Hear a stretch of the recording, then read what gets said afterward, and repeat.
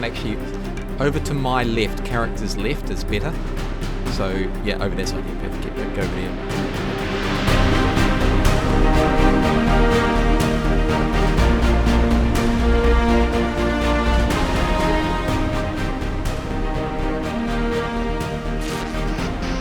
There's some scary noises. Put up the walls already. Jesus. Right. Another wall. Oh my god. What wall was that? Why did you put it along the fucking entrance of the cave? I haven't. Just settle. Use it to create a barrier at the entrance of the cave. Something about his pap smear going wrong. Christ.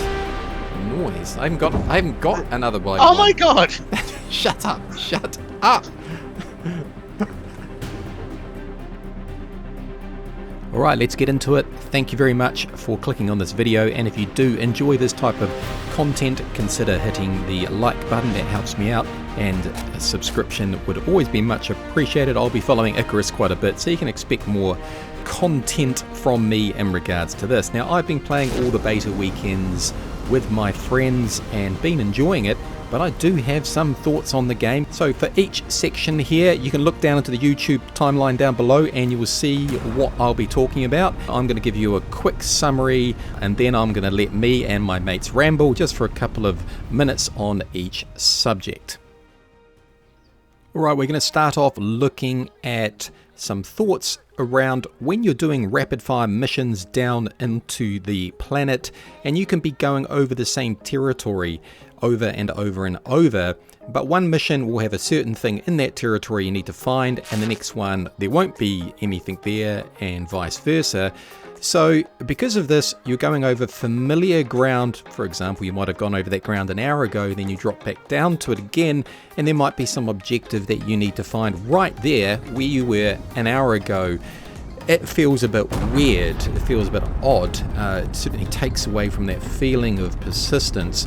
And we also do a little bit of commentary here on the map, and that leads us into a couple of other bits that I want to talk about, but I'll cut those up and we'll talk about those separately. So that's touching on an interesting point, because so the whole idea here is, in theory, this big world, we drop down for a brief period of time, achieve a mission, and we go back up, right? Now, the way it was pictured in when they first talked about it, I envisioned this big world where I could select my drops down into different parts of the world. That's the way I envisioned it. So when I select my drop, I'm dropping down into the northwest sector, and there's a whole pile of stuff to do up there. On this next series of drops, I'm down into the eastern part of the set, and there's a whole series of stuff to do over there. My issue at the moment, this may change, is that we select a drop and it drops us back into similar biomes the whole time, and you got to keep moving through the same biomes over and over and over. My gut feeling, and I have looked at the map quite closely, is it's just not big enough. It's big, but it's not big enough because it's deceptively not big, because we're basically in corridors. Agreed. And also the fact, I think the other thing which makes it not big enough, I mean, it's been big enough for the beta weekends we've been running. Yeah. But now I know this. Like, I'm sitting there and I'm like, all right, cool. I'm going to do a run and get some metal. I ran to a cave I knew was there.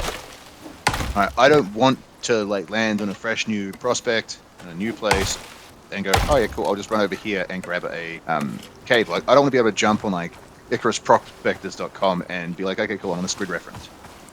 Yeah, and one of the things I didn't quite make very clear before was we can drop right here, and our mission is explore Icarus.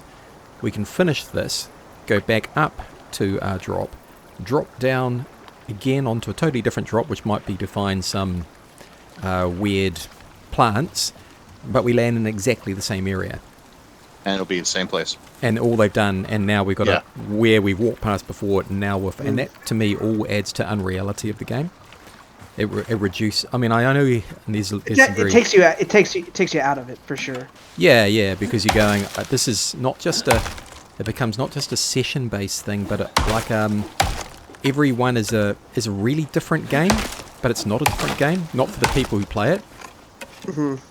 Yeah, I don't know. Like, I have doubts about it. I think I will definitely be giving it a shot because I'm enjoying it, and I think down the line, the ability to drop down onto different alien worlds will be particularly interesting. But my concern over like that... drop to biomes which are like much more... Not like this at all. Like yeah. very alien. You know, like if you've ever played Ark or watched any of what they call the Arboration map, you know, down into the underground world, it's very different. It's very, very different. But the issue you always have with that when it comes to essentially DLCs is it's extremely rare. It isn't always this way, but it's extremely rare for DLCs to be bigger than the original maps. So I would almost certainly say that the next lot of biomes that you get in the DLCs will be smaller than these, but not necessarily. So it can be the case that doesn't happen, but it tends to be that way. So I do have concerns. Yeah, I hope they don't fuck it up because I'm really To be enjoying honest, it. I'm still enjoying it. Oh, me too. But I see what Matty's saying about it adding, like, there are aspects which are concerning No that question. they'll need to address for And longevity. they have to wrestle with the fact, like, I recognize the lakes that we go by, right? Yeah. My base isn't there. So the fact that the way that I changed it is not persistent, right? And I recognize it. You can't have both of those two things without getting fully taken out of the game. Whereas if they had a persistence model where it's like you land somewhere and you hike for miles and then you come across and you're like, hey, I recognize this lake. And then, oh, there's my busted up base. Yep. Yeah, Which exactly. has obviously been through a bunch of storms and things.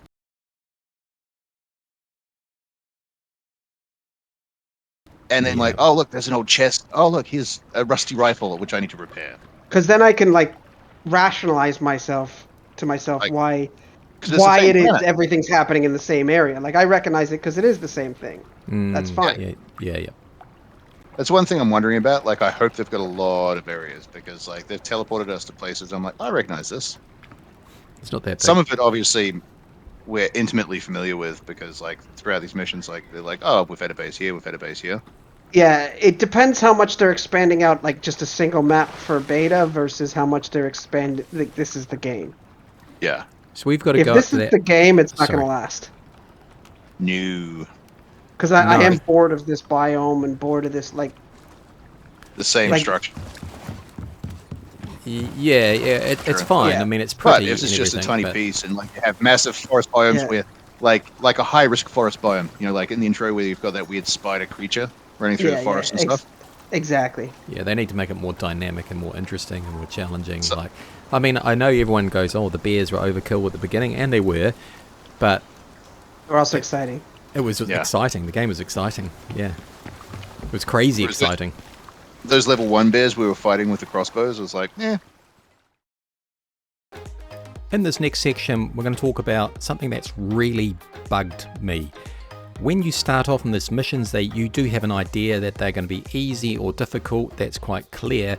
But when I drop down onto the planet, let's just say for a moderate level mission where I know I need to travel a fair distance, I do not know the technology that I'm going to need to achieve that mission. Generally, I may know that I need to make a radar, I may need to know that I need to make a certain object, sometimes that's helpful, but I don't know what I need to invest my time into at the beginning of the map. Do I spend days building up my technology at the beginning and then go out and realize, well, actually I could have just dropped and just run straight over to this mission? Because that's what we found happened. We started on one drop, we started building up, doing all the technology, and then I thought, why don't I just try and run to this?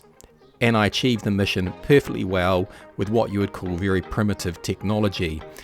And that made me think there's no clarity around what level of investment at the beginning of the mission do you need to put in to achieve the outcome.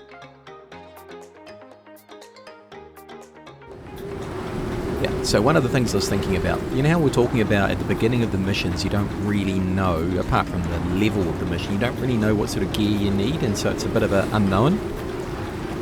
So one of the things I thought about in regards to that is right now, every biome that we've come across, I mean, I know there's some more creatures to be added in, the creatures are all killable with, apart from polar bears and stuff, but most of the creatures that you wander around with are killable with just basic weaponry. Yeah, Like with a wolf the under the base. What?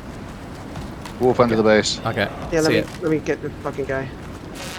I was punching him in the face. If I get Yeah. concussion. So what is it?